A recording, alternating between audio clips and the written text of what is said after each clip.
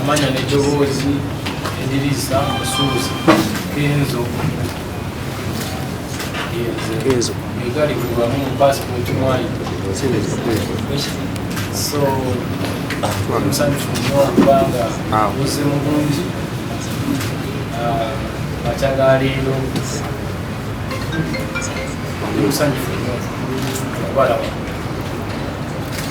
bintu bingi nnyo kyemanyi bye mulina eyo mwagala okumbuuza olw'ensonga nti badde siriiwo olona yankwatira mu Ivory Coast ekintu nange ekyanshokinga nekiyingizaako emirembe ng'omuntu naye oluvannyuma Mukama n'antaasa nsobola okuba nga kivuunuka era ndikyo nekyankusa nnyo kyebaza Mukama. Ekirala ng'ebuli kyali awo ate netujja kufuna ekizibu kya voice note akaliikunze nga njogera n'omuntu omu bawumunalebo Bobi.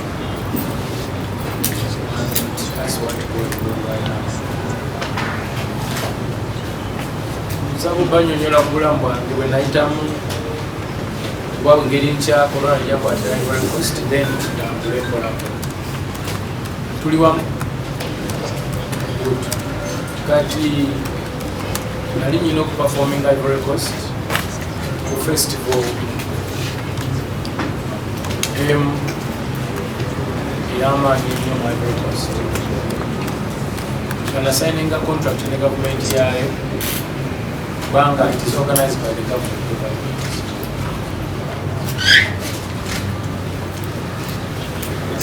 Nali naakaduukayo nagenda nga korona atandise okugwerwako mujjukira mu biseera benaffe era byagala okukolera ebigendo festival obulwadde tebwali bwamaanyi nnyo baire naye ate ne bweyongera okutabuka basiba airports. Nagenda ne bandi twagenda abantu twali 8 naye nakola extension kuba nalina recording zenyina okukolayo video and audio n'abayimbi baayo so I extended more 2 days. Then after mukisho twagikola bulungi negenda mu maaso era abantu baaliwo naye after 2 days ticket nyonyi yatandika okucancelinga flights. Then within 3 days President wa Uganda n'ategera okuba nti nakulozinze borders awe nasinga okufunira obuzibu and then bakyali awo ate ne borders zonna endala bazikulozinga ne Ivory Coast kitu ekyo kyankuba shock kutandika okulowooza nti right now if anything njagala I cannot fly back to the country nali nvudde just naze kumala only 4 days nafunamu shock go traumatized somehow naye Mukama Katonda anyamba byonna nebituuka era nti twala omukisa okwebaza abantu bonna abambeererawo kubanga obulamu bwadde expensive nnyo mu Ivory Coast nnyo nti ziri ensi sente zezikozesa ziri nnyo emitwalo 5 eza Ivory Coast zirimu $100 $100 gyemutwalo nga 37 gy Uganda emitwalo 5 eza Ivory Coast tosobola genda mu supermarket nobako biriramu oyinza okula akantu kamu 2 nga zirudde so wane waffe ejjana bisira ekintu ekyo kyankuba shooko nendabira ddala nga olwakugenda kuba buzibu nali nsula nga nisasula $5 nga siye walungi ennyo ewasembayo naye si bwe tulina kati ng'ate wane waffe $5 olabika okosula mu stadium so bintu byatandika okundawukakuko era mukiseza sente nyingi nnyo ezingira omukadde nga both okulya okusula n'okwenjanjaba kubanga abaalamu olw'ebirowoozo ndowooza nakino ekyangulonda naye nsaba ndabazibwala abanyambako abakungu okuva mu bitongole eby'enjawulo ba gavumenti kusindikira ennyonyi ne baganda bange bekwali okuvaayo abantu batandukanye babajja mu nsi 3 Nigeria, Ghana, Ivory Coast and Cameroon for twajja abantu the government of Uganda and Uganda Airlines. So Uganda Airlines or Uganda Airlines. My name is So abantu abo credit y'amaanyi nnyo baali bali kukola mulimu gwakubanga bagula ennyo singa teyali nnyonyi ya Uganda singa nakati kyali agavumenti. That's what it means enso okufunamu kyali kimugira zikalwagende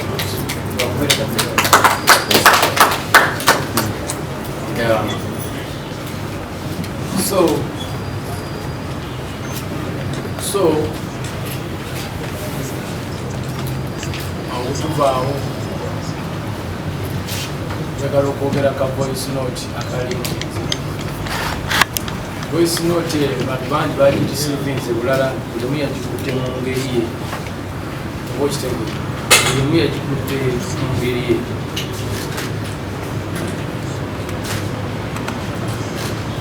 mukasanzirukizaamu nti kyetaaga nenjogera ku covid kubanga ensonga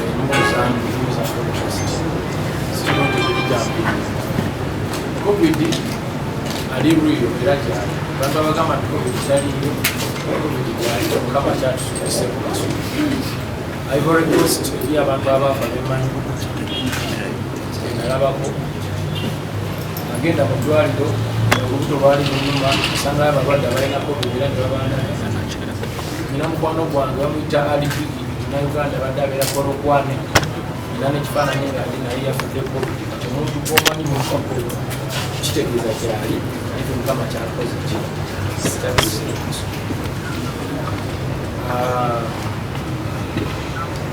kubiriza bannayuganda bonna okubeera nga bebeerera mu kitundu kya covid fube nnyo okulaba nga mukozesa sanitizers fube nnyo okulaba nga mukola kyetagisa okulaba nga temugamba nti kyaliyo gyali just fe mukama kyali mugoberere nnyo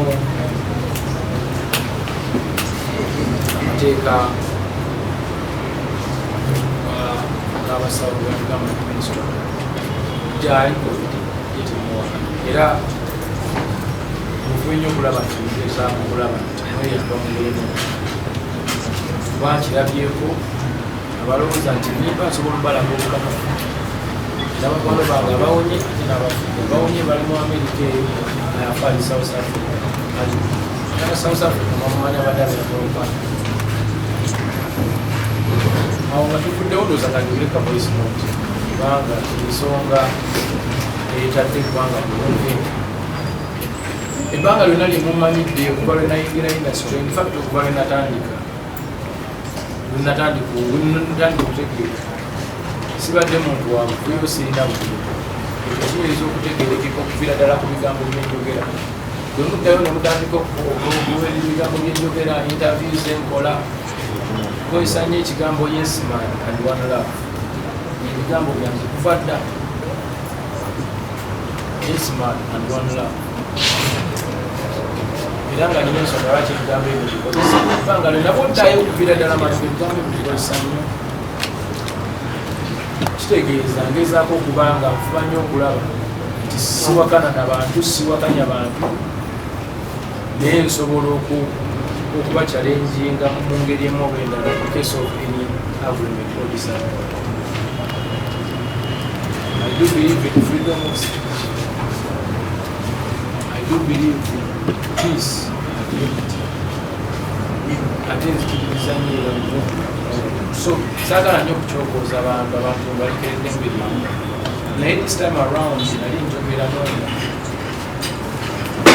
wetuwagira Bobi Wine wazi omuntu wa Bobi Wine mwagala nnyo like I'm a fan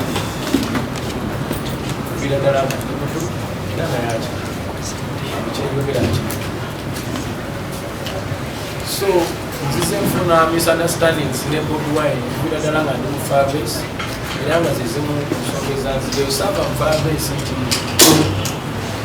nali njagala nnyo naye era zali misunderstanding saasobola kuvayo nenzigamba nti yena nateesibaza era nesibala mbanga wabesima lwansonga muwe kiti not because nti mutya muwe kiti yanjawulo okutya nokuwabesima I do only fear God but I respect human beings I respect you and I fear God so sirina nsobola kimbamulitenga n'okulimbalimba ayinamufiya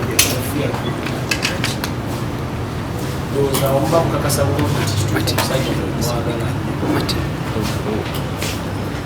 naye nali njogera n'omuntu gwe tumwagala era tufuna nnyo enkaayana n'oyo omuntu gwe nayogera naye nandikodi ngera tukaayana ku muntu y'omukaka kyane wano alimbamu wano yageza ati anedda tugira tukizinkaayana tutitusobola n'abantu ab'enjawulo mu private calls zizaffe naye this time around omusajja yandikodi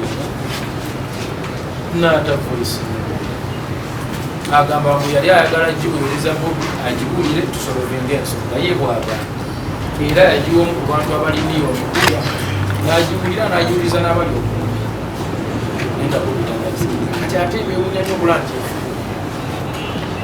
so nabo tebandikyala kubanga it was a private call between me and one person we are talking about someone era owuliriza voice note eyo I spoke my heart out I didn't pretend anything ne bwe yambuuza nti kati kimugambe kinamuga agenda omugaala nze ndowooza agezaako okutunafuya abayimbi banaaba ekyo nakyogera mu voice note era mukimulire ndi muntu alina weaknesses siri perfect nakozesaamu kusunguula enjawulo sikiwanted nandisobodde okukyogera mu kamera ngazi disrespectinga mukulu first and foremost and proud naye bwe mba njogera ne midwine about midwine it is totally different conversation gyenyinza okwogeramu oba nubyamiri oba omuntu era bwetwagala kulima so njagala okutwala okutegeeza ebbanga midwine simulinaako buzibu era simulinaako nota just engeri gyali nti kati yalinnya amadaala n'alinnya ku baloti bwa president oba namufa mukulembeze bawonali kati ate mulabira mu categories ez'enjawulo mulabanga mukwano gwange muganda wange former boss ate ne mulabanga omukulembeze w'eggwanga mu categories ez'enjawulo okwatiramu different I disagree with him and I agree with him politically. I disagree with him and I agree with him family-wise, friend-wise. So, when voice note, I was talking to a fellow musician who is trying to play master card somehow. That's what I think. I'm not saying, but that's what I think. That's what I'm stating with the card. Please tell him, I think he's trying to play master. He's playing somehow. Abantu buli omu yagirisiivinze bubwe but saagala abantu bagiwulirizenga interview njagala abantu bagiwulirizenga private conversation. I was talking to a friend about it. They should receive it in that way so that they can understand. I'm talking to those who are not in groups of diehards. I'm talking to the intellectuals out there who wish Uganda well. Because I'm Eddy Kenzo who have done something for the country and Bobi has done. So I want you to receive me as Eddy Kenzo and I want you to understand me as a friend of Bobi a long time from who has communicated to someone about something. And I spoke my heart out and I sent him a voice note before to meet him and we talk about this and resolve before things get done. I felt bad because at the end of the day, he always communicates with me when you want to pass some information somewhere, or to communicate with me about something as a friend. Sijamoni, wasimanyi lwaki kyali bwekityo naye nabuyamba si musanyufu okusinziira ne ku history n'ebintu bye najja ndaba byabeeringa mu communities bange abayimbi ngera bwe nabamenya voice note. So saagala mukitwale nti nze nina obuzibu ne bugwaine muwalana kufitina nedda ekyo kimenya ndowooza kya voice note siriwo naye ekyo kyasinza okunneewuunyisa ennyo nekinzijako ebiri ku mutwe ye reaction eyagidde voice note ekyabo bitujja kukimala ngenda kwogera netubizo kubanga olwelero tuli muto ekampu ne baganda baffe because it is family I don't tuliona tulikwani most of them abaliniya tuligamanda tunobiyaniri that means nti tugenda bimala wakati oba osobola okwogera naawe kitegeeza oyogera nabo ezo ensonga zaffe tugenda zimala anytime because is naye reaction ye eyavudde ku voice note ye nagyewaniza abantu tulina ekyatuyingiddemu fe tetutanalaba there is a big problem eyatuyingiddemu fe tetutanaba and I think Katonda yakozesezza omukisa kuta voice note ye ebeeko byetulaga ebiyinza okutwolera mu maaso bwe muba mwenna mwalabye reaction nakati kyagenda mu maaso abantu abamu engeri bali atibamu if you understand what is happening then we are in trouble. This is not how Uganda should be. There is a reason why we are born in this country. We are born in this country to make sure that tuongerako si kutola. Ebirungi byenkoledde Uganda mulina. I'm the first Ugandan artist to do everything as you all know. I've made Uganda proud and I'm still doing so. But some people even they want to kill me and my kids because I talked about it. This is crazy. If Bobi is a leader who is contesting to lead this country that we all wish for, there is no way we can question himself outside. Tuba tulina okubibuuza tulina okumubuuza temunnaffe ennojja naye ekibibale tunaki. If you cannot give me that opportunity to question that, then we are not safe. Does it make sense? There is a good then we are not safe. I don't know what we have to maybe haven't understood what's going on. And I think we are not safe.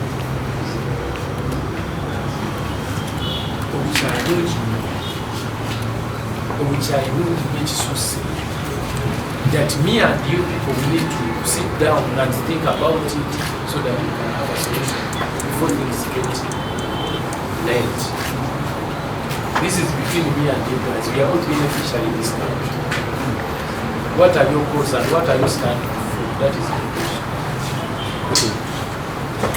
Buli muntu wano alina idea ye era alina kyayagaliza Uganda okuba. Ekikweso ekinze kati nanze Kenzo njagala Uganda eyongere okusikula bali Uganda mu maaso ngera Katonda bwe yakikola nti Kenzo azaalibwe Uganda asobole okufuula Uganda kyeyalina ne Mukasa azaalibwe Uganda afuule Uganda kyeyina okuba. Uganda should compete with the rest of the world, not Uganda to compete each other within Uganda and liberate Uganda. This is too much, ladies and gentlemen. I know I'm talking too much to wrestler about it, but I know you guys are citizens of this country. I teach you about Uganda. I'm not which rules are but where are we?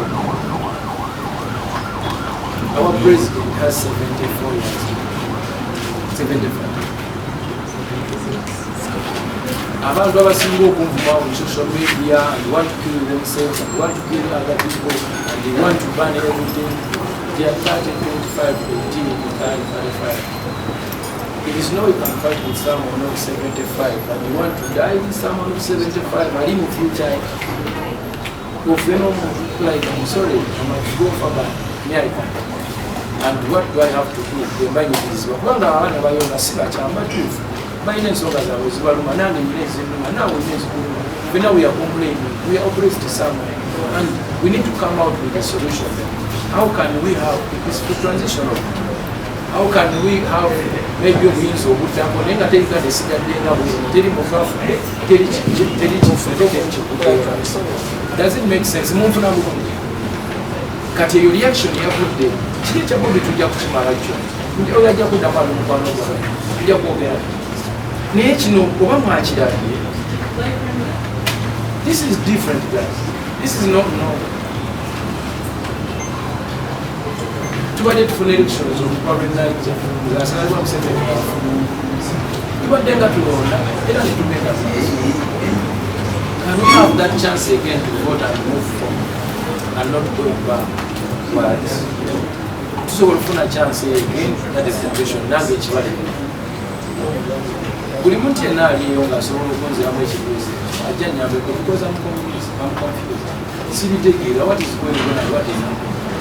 This is totally wrong.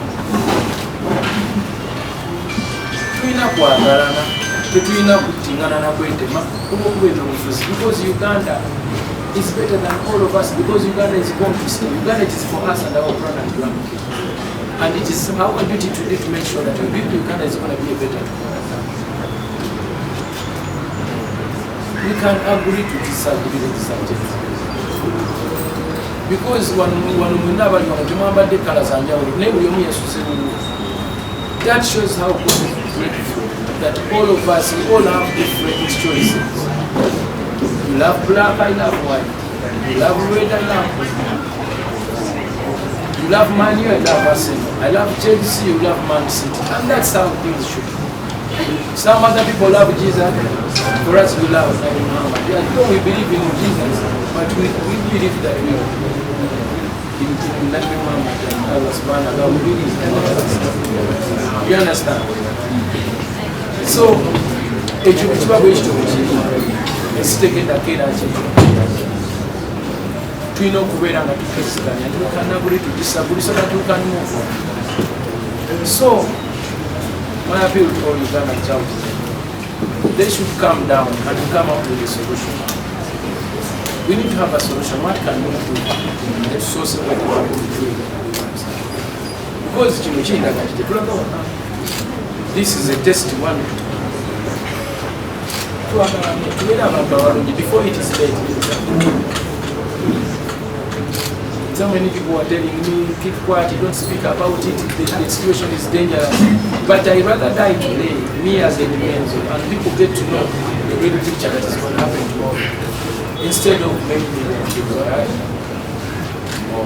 I rather die as a Kenzo.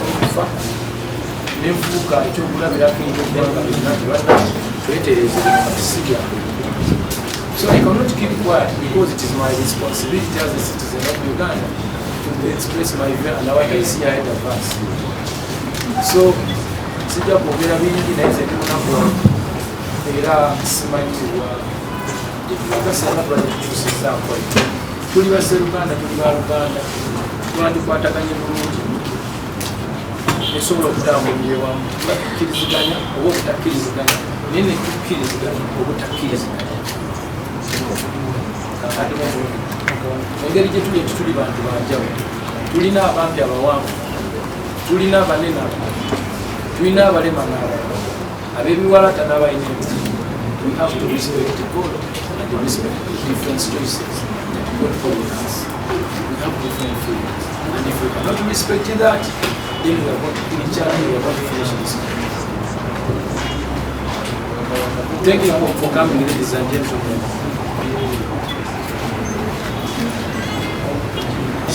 Artists in the politics. Guys, you need to know that we all have choices. But as musicians, in nature was to try and force independent. Abam, okusinzira ku mbeera egenda amaaso, twandifuuse independent. Tusobole okuyamba eggwanga nga tukozesa messages obwasirikale. Okusinga okudda mu groups ezimu ne tutandika okuba nga twekuba kubanga we are serving the same purpose. We all serve Uganda. Let us not go to political parties. Let us not be partisan because we are musicians, artists and professional artists, creators. Tusobole okuba nga netusiga bukyayingi bantu baffe. Let politicians play their role because we need to agree. They will agree. They won't agree because onagamba bawonzirewo. Kati gwe olina okubeera leefanyino bagamba banansiganyi onayagala kudda ono onayagala okusigana naye ekino temukikola kuba kijja naffe tukosa nze ndowooza ebeera njogera nyingi kati musicians engeri gye tuli nti kama yatuwa ebitone tutambuza message mu bantu. We need to be independent mind and we spread love because waliwo embeera wentuka nga tokyalina choice apart from uniting you. We are all fighting for freedom, but where is the freedom when other people are dying? You've seen it, you guys. If we need to condemn the government, we have to do whatever they need to come out and explain. Why do people have to do that? Why do police have to do that? And then if it is about the people, police will come back and ask them, guys, what do you need to fight with the police? Can't we have just a neutral ground and we understand each other? Why do we need to fight one another? When do we sit on a table and we discuss important issues? Other than fighting and abusing and shaming each other. Bino bintu tetukola bigenda sigala mu kibuga. Nze banvumye ne bakatamu n'abaana bange. Abaana bange bakyali ba endo. They don't know nothing. Ne babagatta mu ssabya n'abaana abato 5 years old, 8 years. Ne bamugatta mu lutwalo lwange olw'okuba nze nze Eddy Kenzo nkola ensonga. Nakati bwe natandikiddwa okwogera ndabika n'akakola ensonga. And that is the bit of being. I have to express who I am. If I pretend then I want to damage. And let us see, that's not right. And we should stop. Let us be real and total. Is there any way also to convince that Thomas is enforcing?